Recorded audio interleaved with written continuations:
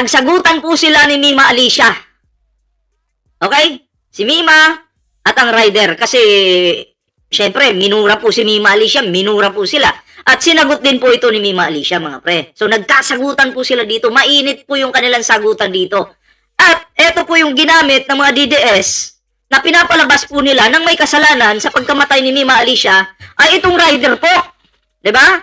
So, papanoorin po natin yung video ngayon, mga pre. Ako po, hindi po ako papabor na sasabihin ng mga DDS na yan na ang nagpapatay po kay Mima Alicia ay, or may kinalaman po sa pagkamatay, no? Kay Mima, or pagpatay kay Mima, itong rider may kinalaman daw po. Tandaan po natin, angkas po ito. Kasi yun po yung atak ng damit niya, di ba? Pero, mga pre, hindi po ako naniniwala na itong driver na to, rider na to, ay may kinalaman po sa pagkawala po ni Mima Alicia. So, parang, ano na lang, dinadamay na lang po ito ng mga DDS. Kasi, ito po yung naghahanap buhay din. Doon lang po tayo sa katotohanan, mga pre. Naghahanap buhay din po ito, mga pre. May pinapakain din pamilya yan, may anak din po yan. So, imposible naman po na gawin niya na mag-upa po ng riding in tandem. Di ba? Para lang galawin po si Mima Alicia. Wala pong katotohanan yan. At hindi po ako naniniwala sa kwento ng mga DDS. Kasi pag kwento po ng DDS, sa 100 sinabi nila, 1,000 po doon kasinungalingan. Yan, naniniwala po kayo. 1,000 po doon kasinungalingan. Wala pong katotohanan. Yan? So, ito po yung ating papanuurin ngayon.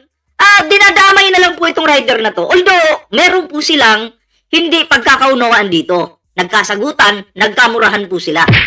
Diba? Pero wala po akong makitang rason para itong rider na to, saktan po si Mima Alicia. Kasi po, unang-una, hindi po sila magkakilala. Diba? Nagkita lang dyan, and then after nun, nag-alisan na. So, paano mangyayari yun? Diba? Nililigaw nila ang kaso. Tama po. Pag niligaw nila yung kaso, kaduda-duda yun. Ang tanong, bakit kaya nila nililigaw? Bakit pagbibintangan pa yung rider? Hindi po sa kinakampihan ko yung rider. Hindi po ganoon. Malaki po yung pagkakamali ng rider dito kasi siya yung naunang nagmura. Di umano ayon po sa kwento. Dito, kung pagmamasda natin, kasi si Mima Alicia, babae, minura. Mali po yung rider. Diba? Hindi ko siya kinakampihan ng rider. Pero maling-mali po na murahin mo yung babae. Diba? So ito po, panoorin po natin ang video, mga pre. Matanda ka ba? Iwasan kita, di ba? Ito na. Matanda ka ba? Iwasan kita, di ba? Sige na, umalis ka na, putang ina mo. Ano? Ano gusto mo? Pare, sige na, nakaka-traffic tayo. Sige Ano na. gusto mo? Sige na, nakaka-traffic tayo. Ikaw ang tanungin ko, ano ba yung gusto mo? Hindi nga, ikaw kuya. Kuya, ano ba yung gusto mo? Tangina nyo ha. Hindi nga, ano ba yung gusto mo? Tangina ka ha. Kayo yung nangungupal dito ha. Tragisan kayo. Kukunin ko yung plate number ni kuya. Alam mo na yan. Sige, antayin mo kuya, antayin mo. Tangina ka ha. Umalis ka na! Gago ka ha. Ikaw pa yung nag-bad finger sa akin, putang ina mo ha. Doon, nag-bad fingers po si rider kay Mima Alicia. Diba? Yun yung pagkakamali, kaya uminit po sila. Nag-bad fingers. Dirty fingers po tawag doon. So, kung i-analyze po natin, kung sino po yung nauna talaga, na, alam mo yun, mag-dirty finger, kasalanan niya. Ganun talaga, di ba? So, ito po yung kinakalat ngayon ng mga DDS na sinasabi nila, kasalanan to ng rider, ito yung may kasalanan, ito yung isa sa dapat tutukan ng kapulisan. Nililigaw nyo yung kapulisan. Kami nga po dito. Hindi nga po namin pinapangunahan yung investigasyon ng kapulisan, NBI, kung nakikialam po ba kami? Kami po ay nagbibigay lang ng aming mga opinyon at reaksyon. Pero yung pakialaman po yung investigasyon ng kinauukulan, wala ka pong makikita sa amin na ganun. Kasi nare-respeto po natin yung investigasyon nila, yung proseso po. Diba? Oh, hindi po natin sila pinapangunahan. Wala pong ganon. Oh, Ernida Esmiller, shoutout po Gago ka, putang ina neto, binabad finger mo ako. Kuya, wala kang karapatan na i-bad finger ako. Wala kang karapatan. Wala kang karapatan na i-bad finger ako, putang ina mo. Tang ina mo. Diba? So, yun po yung video mga pre. No?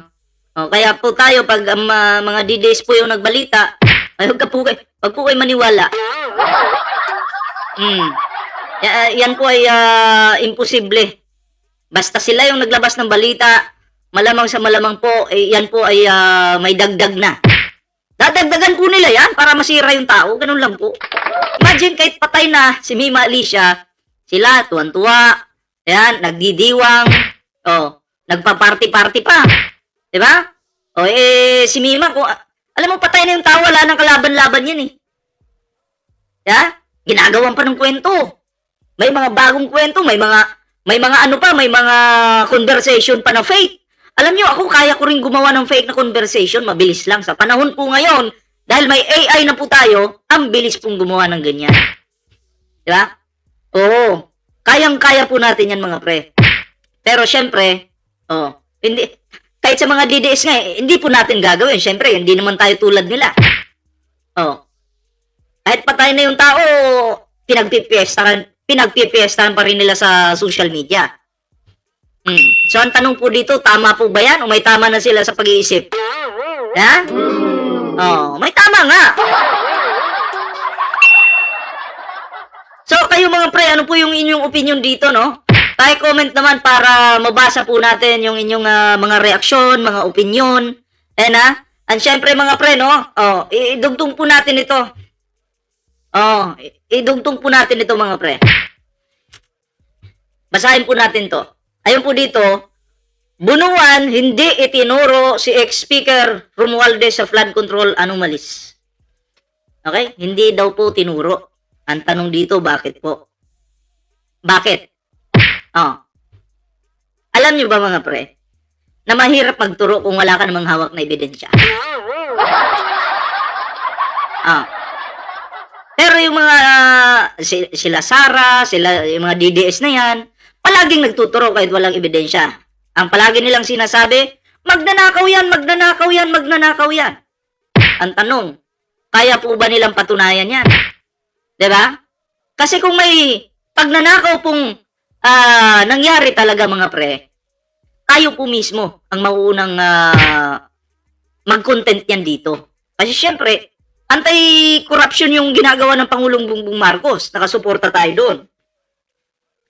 Diba? Kung nagnanakaw po ito sila, babanatan natin.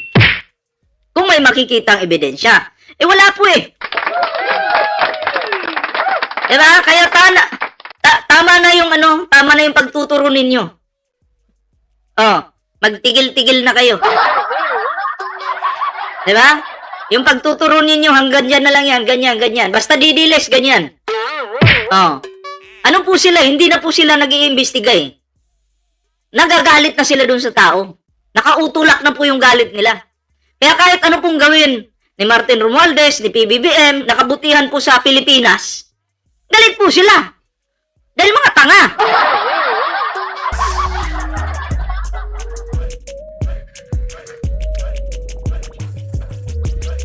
Shout po kay Merlita Pitugo. At eto pa po mga pre. Eto po. Si Diskaya na po mismo ito Diskaya clarifies no direct transaction with Speaker Romualdez. Zaldico. Pero si Diskaya po ay may transaksyon nung panahon ni Digong. Sabi nga niya nung 2016, pumaldo siya kay Digong. Pumaldo po si Diskaya kay Digong. So ito po yung mga malinaw to na ebidensya. Diba idol niyo si Diskaya? Proud kayo kay Diskaya. Bakit ngayon ayaw niyong maniwala kay Diskaya? Ayun po yung tanong. Bakit hindi kayo naniniwala kay Diskaya? Nung, nung sinabi niyang pumaldo sila sa panahon ni Digong, bigla niyong, bigla kayong natameme? Ha? Ang lala nyo, ang lala ng pag-iisip niyo, ang babaho ng utak nyo. Pag sinabing hindi kasali, walang direct contact kay Martin o transaction kay Martin Romualdez, bigla kayong sisimangot? Anong klaseng utak yan? Anong klaseng pag-iisip yan?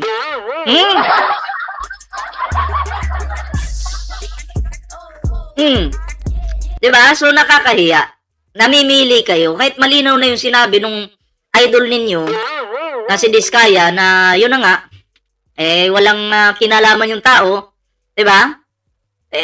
Mabubuisit pa rin kayo. Diba? Hindi pa rin kayo naniniwala. Idol nyo, maniwala kayo sa idol nyo. Basta para sa akin, ang maliwanag po dito, ang maliwanag po dito ay si Diskaya, mga Diskaya ay pumaldo sa panahon ni Digong. Ano to? At tandaan po ninyo, ang taong masamang damo, pinapahirapan sa dahig. Pinapapayat muna, na parang kalansay na butot balat na lang. Yan po yung nangyayari. Ang mga mabubuting tao at nasa katotohanan, kinukuha po agad ng Panginoon yan. Bakit? Para hindi na po, alam mo yon, mabuti. Kung masama ka, ay pinapapayat ka muna. Mag-aamoy tae ka muna sa hay. Diba?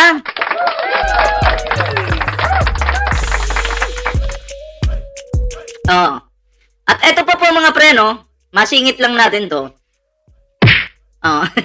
Putang ina ninyo lahat. Eto mga preno, prosecutor believes Sara Duterte hired hitman, defense doesn't. Ayan So, ang prosecutor po, no? Kahit po ako, kahit kayo, kahit sino sa atin, naniniwala po talaga na nag-hired na po si Sara Duterte ng hitman. Kasi, galing na po mismo yan sa bunganga niya. Ayan yan yung maliwanag. Nasa bunganga niya. Di ba? Ayan yung sinasabi ko. Ngayon po, sa defense team po ni Sara Duterte, hindi po nila maipaliwanag na not guilty si Sara Duterte. Hindi po nila maipaliwanag na itong bidyong ito ay hindi totoo. Di ba? Kaya yung sinisilip nila palagi, always technicalities. Ang galing talaga.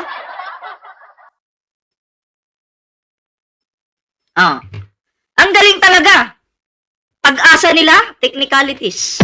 Uubra ba? Malabo. Malabo pa po sa laway ni Banang.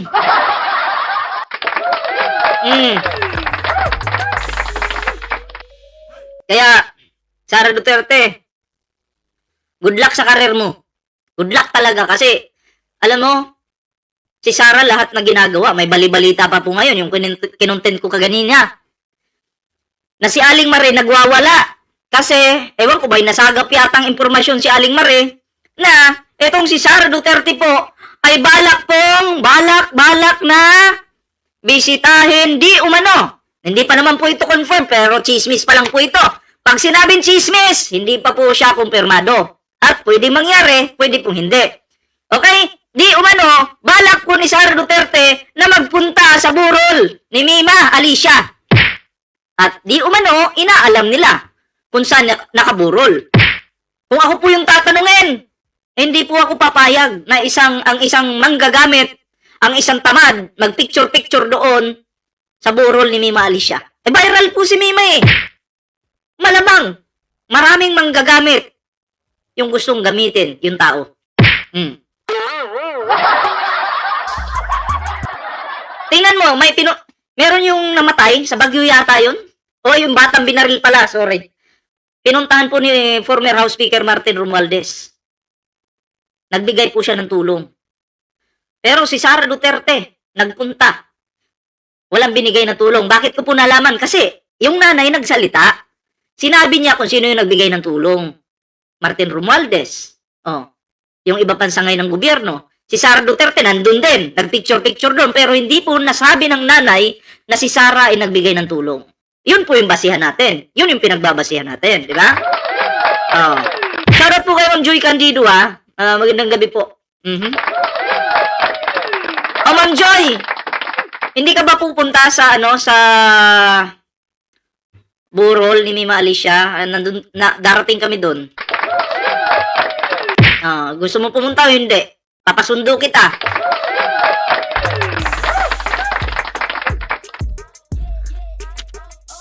Ayan.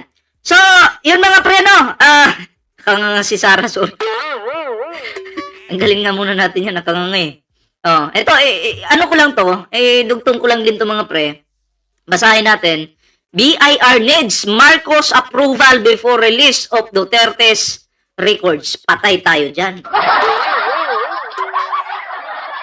Yun lang, kailangan pala na aprobado ni Pangulong Bongbong Marcos bago po ma-release ang records ni Sara Duterte. Yung mga, alam mo, bank records, di ba?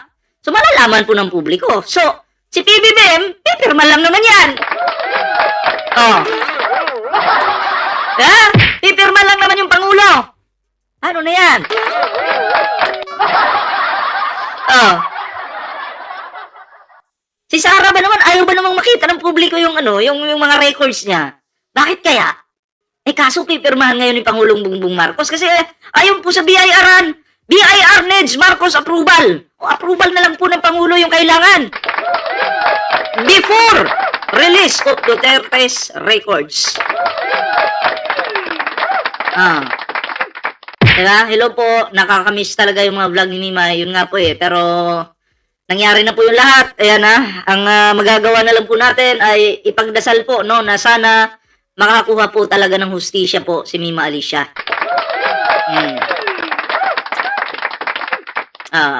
Yun na nga, no? Kayo po, pabor po ba kayo dito na aprobahan na ni Pangulong Bongbong Marcos to? Press 1. Sa pabor, press 1.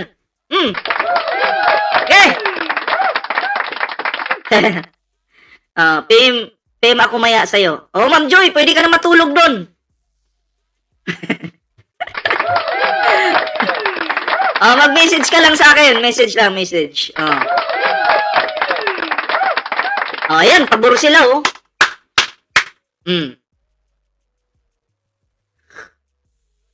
Approval na lang po ni Pangulo yung kailangan, mga pre. Yeah? So, Sara Duterte, good luck sa'yo, ha? Binabati kita. Congratulations in advance. Sira ulo ka talaga. Uy, Ma'am Joy, may mga tulugan dun. Ano ka ba? Si PBBM, yung burol ni Mima Alicia, ano yan? Big time yan kasi alam mo naman yung ating Pangulo, diba? Basta sumusuporta sa katotohanan, anuhin niya yan. Sasagutin niya yan. Diba? Oo, kami nga, doon na kami matutulog eh. Yeah, so, yun na nga, no? Dahil nag-press 1 kayo, palakpakan po natin. So, yun na mga pre.